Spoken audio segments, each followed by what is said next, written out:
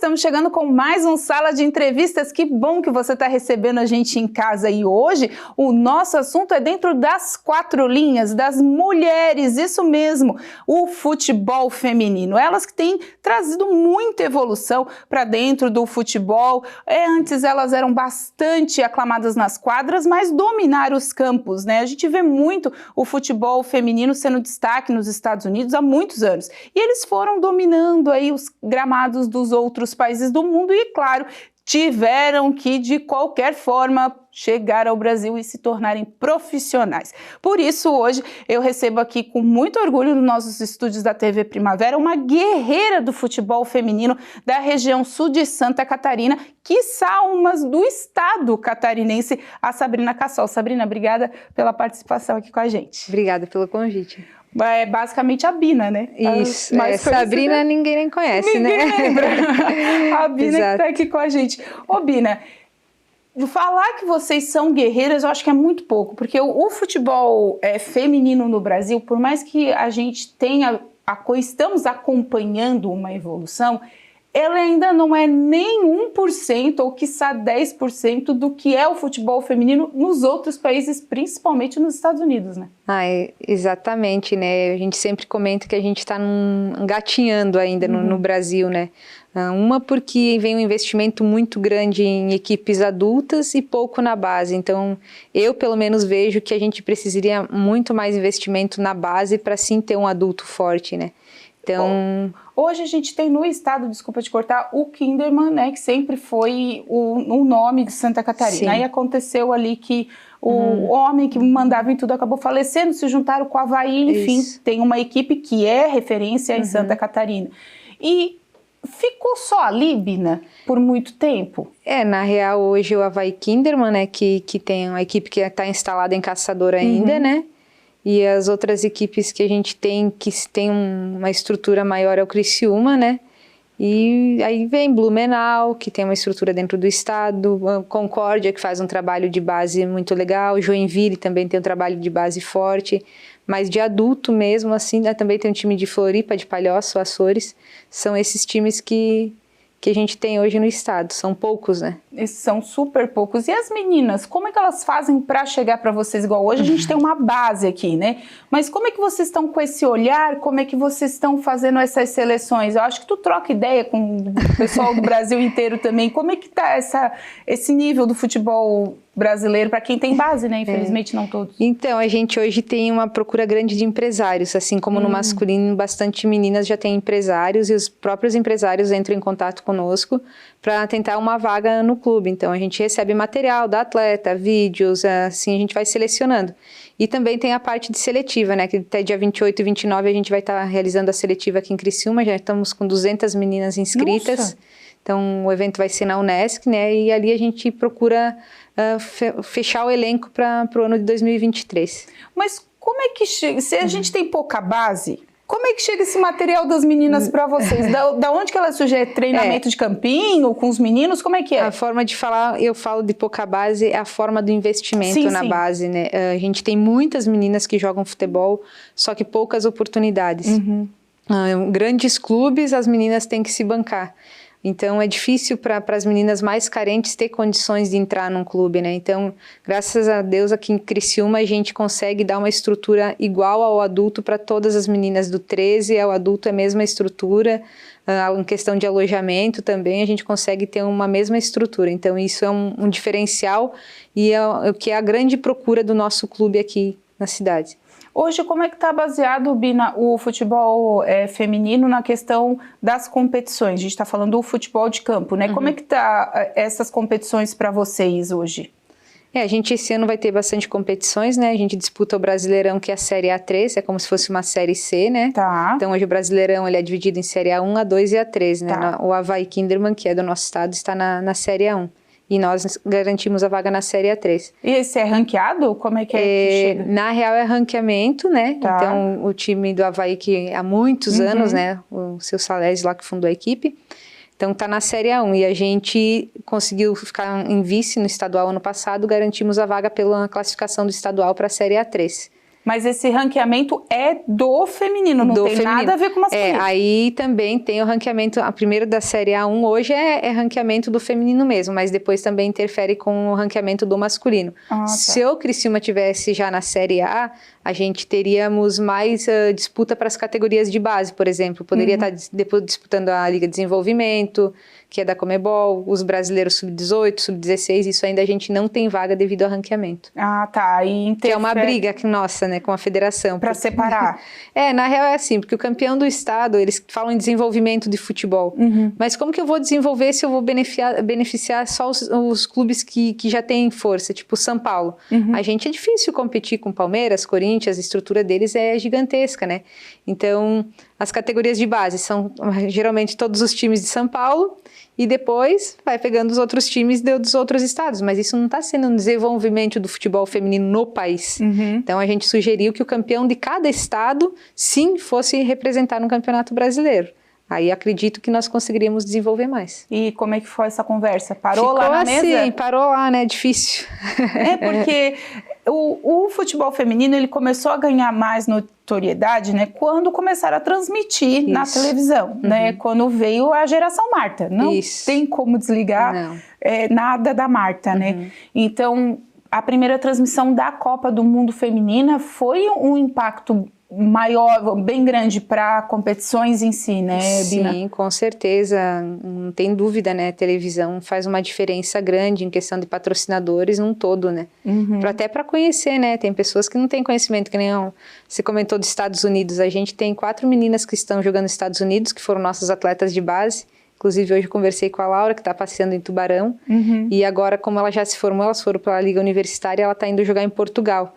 Então, a gente está falando da diferença ainda que está aqui com a forma que está sendo lá, né? Então, e lá elas chegam profissionais mesmo, profissionais, com salários, exato. Reconhecimento, tudo, né? Porque o soccer feminino lá, né? Muito é forte, muito forte. Muito né? forte. Não tem quem bata, né? Não tem comparação ainda, né?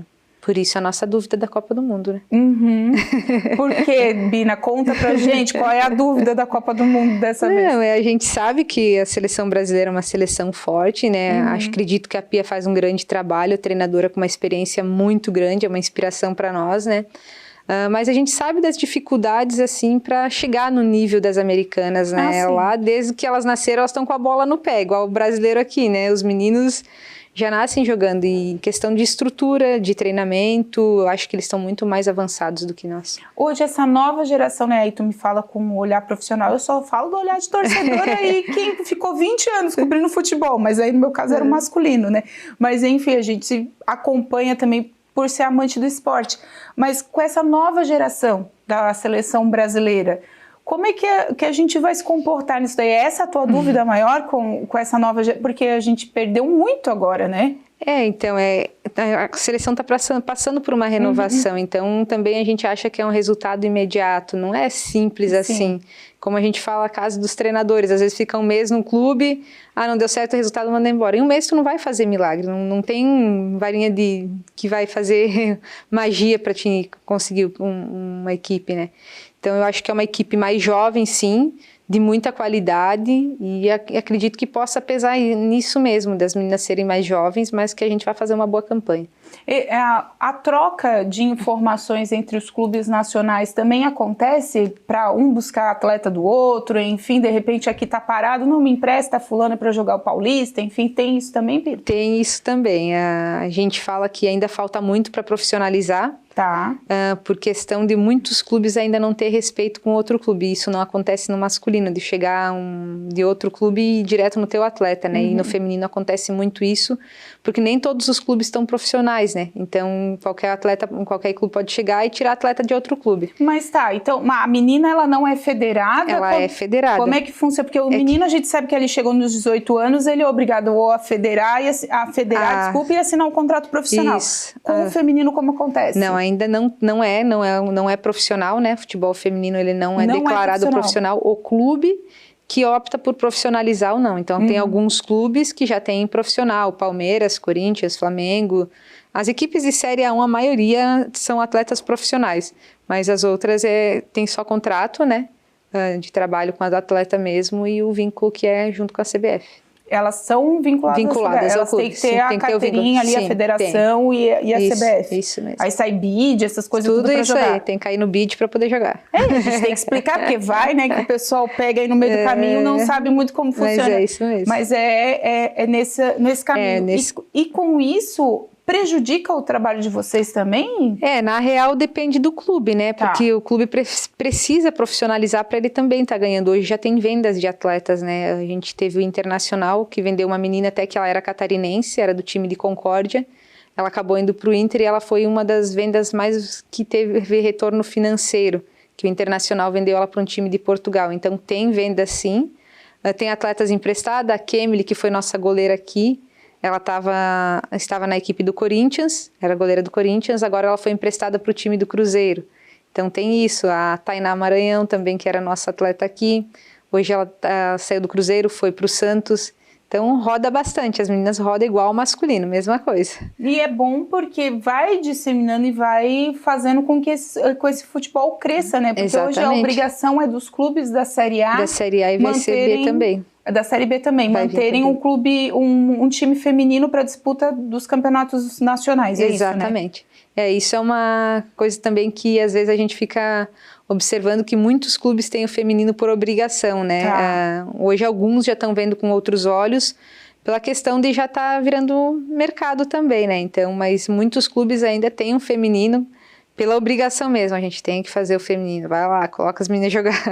Ainda acontece muito. Aí, exatamente, tem muitos times porque vem verba da CBF. Monta um time, jogamos o campeonato, acontece muito na A3, porque é um campeonato rápido que é mata-mata, então é ida e volta e vai classificando, né? E já a Série A2 são 16 equipes, é um também, joga todos entre todos, então tem um calendário maior. E nós, a Série A3 é complicado. Então tem muitas equipes que contratam atletas só para jogar competição, só que ela fica 3, 4 meses, depois a menina está desempregada. Isso é uma coisa que também a gente acha bem complicado, né? Que não é nosso caso aqui, a gente contrata atleta para o ano todo. Então, mas é um complicado para as atletas, assim, porque às vezes elas estão num clube que acha que vai ter uma estrutura e do nada a equipe termina. Então, isso tá difícil ainda que a gente fala de profissionalismo, né? Então, tá certo. A gente vai para um rápido intervalo, depois a Bina só vai explicar essa questão do calendário, quando começa se tem inversão de datas, enfim. A gente volta já falando mais sobre o futebol feminino aqui da nossa região de Criciúma e também do Brasil. A gente volta já.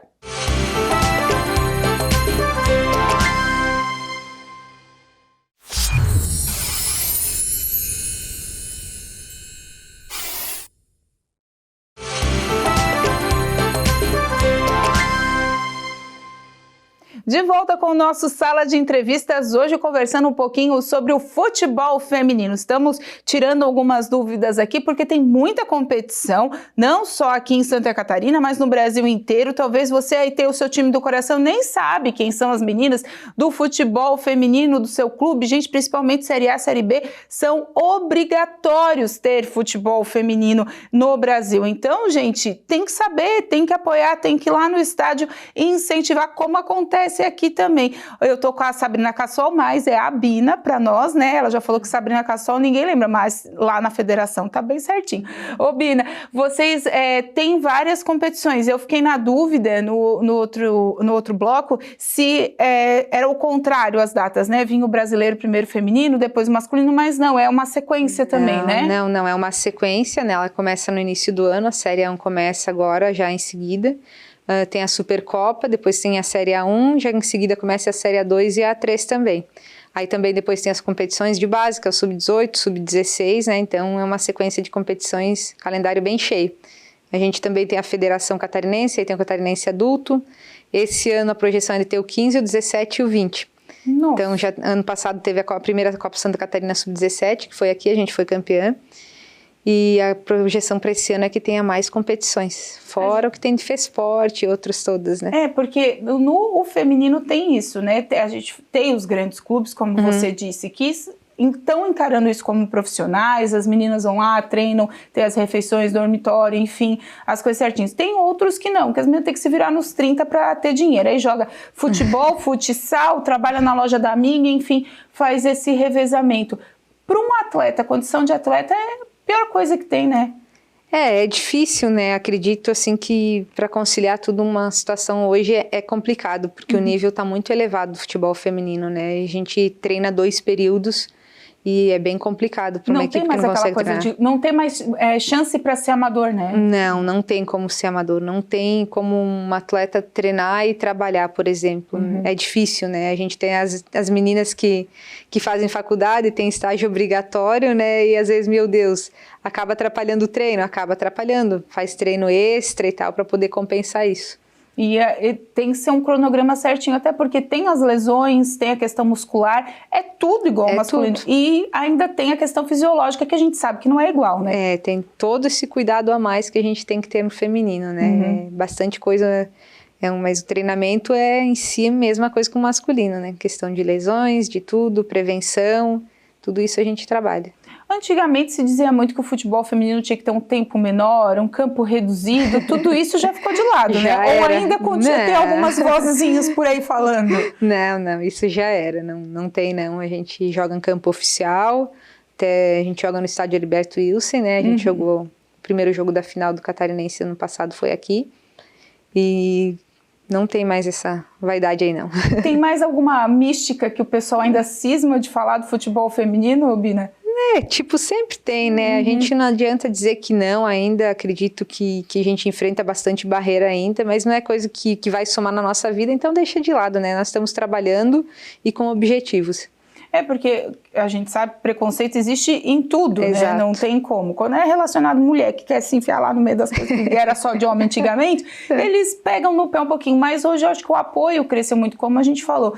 Vindo para a televisão, o advento da televisão começar a transmitir os jogos, entrarem as narradoras, entrarem as comentaristas, até mesmo nos jogos do masculino, a gente viu agora na Copa do Mundo recente uma árbitra, um trio feminino, né? Onde que a gente imaginou isso, né? Até um jogo de Copa do Mundo masculino. Então, tudo isso são barreiras que demoraram, mas aos pouquinhos estão sendo quebradas, né? Com certeza. Acho que isso da arbitragem, né, ajuda bastante.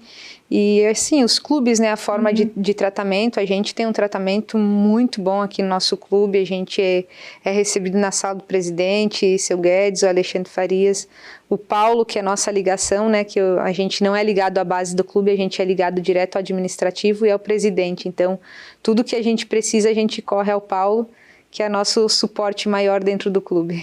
E a Bina, como começou essa história de ser treinadora de futebol feminino? Começou no futsal, já está quase 20 anos nessa luta aí? Então, na real, eu não sou de Criciúma, né? Sou concordiense. Eu vim para cá para jogar e acabei me instalando em Criciúma. Bebeu água do carvão, ficou. E eu tive uma lesão no joelho. E nesse meio tempo aí a gente acabou ficando sem treinador no adulto, eu comecei ajudando nos treinos e levei gosto e acabei ficando como treinadora. Uma brincadeira que eu sempre falo, que eu comecei do adulto para a base, né? Naquela época eu dava treino para a equipe adulta, que estava jogando Liga Nacional, junto com o professor Mazinho. E depois aí eu fui seguindo o trabalho, né, que o professor Mazinho vinha fazendo, também ele foi se afastando um pouco e a gente foi dando sequência no trabalho, né? Hoje tu és a única profissional dessa área aqui, Bina? Aqui na nossa região sul? Não, eu tenho a Renata que trabalha com a gente, né? Que a Renata hoje coordena, que é treinadora do futsal e me ajuda no campo e eu sou auxiliar dela na quadra. Vocês fazem a gente se ajuda e também daí a gente tem a nossa preparadora física, a Fátima, que nos ajuda, a gente também tem o Vitor, que é nosso estagiário, tem o preparador de goleiros, o Lucas. E agora a gente vai ter uma supervisora que vai vir para nos ajudar também, que é a Cida, que também foi atleta daqui de Criciúma e vai estar nos ajudando. Tudo isso faz com que vocês ganhem prestígio e notoriedade pelo profissionalismo, né? Sim. Eu acho que outros clubes já estão começando a vir aqui ver o que está acontecendo no Criciúma, né? Na real, assim, os clubes de Série A1, A2, eles têm uma estrutura maior de pessoas para trabalho, né? Porque eles são... A gente tem um médico no clube, eles têm um médico que viaja junto, eles têm fisioterapeuta, então tem um maior. Hoje a gente tem a fisioterapia do clube, a equipe médica é do clube, junto que a gente tem uma estagiária da medicina, que é a Duda, que nos acompanha nos jogos e em tudo. Então a gente tem uma parceria muito grande da Unesc e usa muito a estrutura de saúde da Unesc, psicologia, a parte odontológica para as meninas, a parte médica é tudo, nutrição é tudo com a Unesc. Então, toda essa cadeia formam atletas fortes. Já tem alguma, assim, que está se destacando? Não precisa falar para o pessoal dos outros estados não ficarem sabendo, mas tem meninas que já têm olheiros em cima, a gente querendo levar? Temos, sim. A gente tem bastante meninas que estão sendo observadas. Inclusive, teve uma que foi para o Grêmio, agora nossa. E 2 que o Avaí Kinderman levou. Então, outras que eles também queriam, mas graças a gente tinha um contrato de formação, né?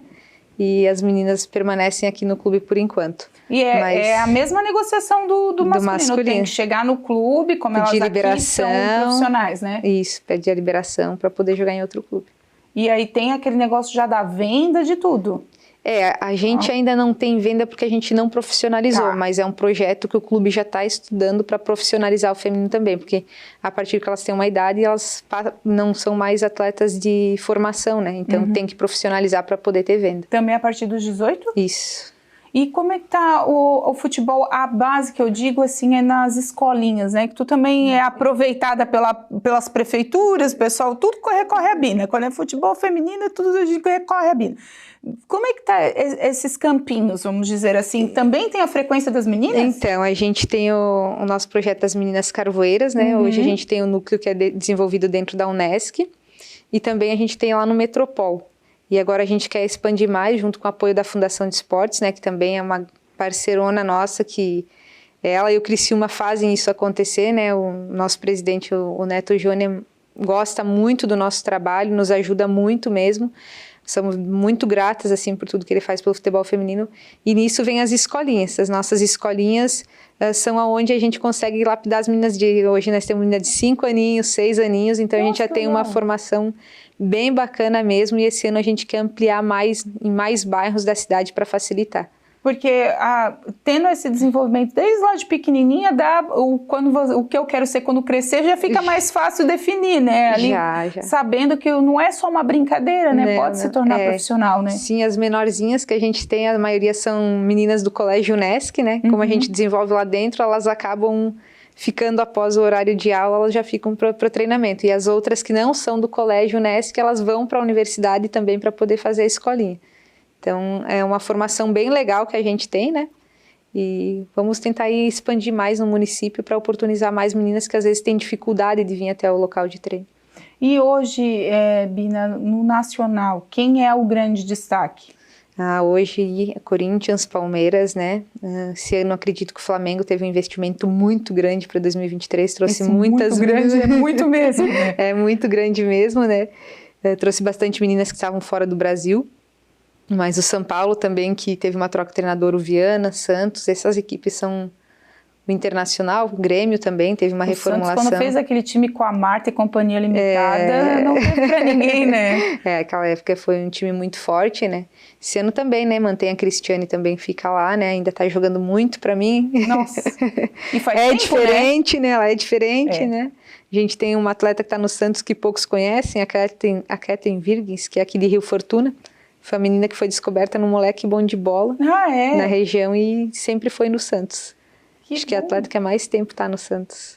E é bom esses clubes grandes começarem, porque é normal, né? O grande faz, os outros querem copiar. E é bom, como você disse, profissionalizar, começar a dar resultado de venda, de lucro, porque querendo ou não todo mundo precisa isso, e precisa para manter o projeto, que aí os menores começam também a se empolgarem e continuar esse projeto, né?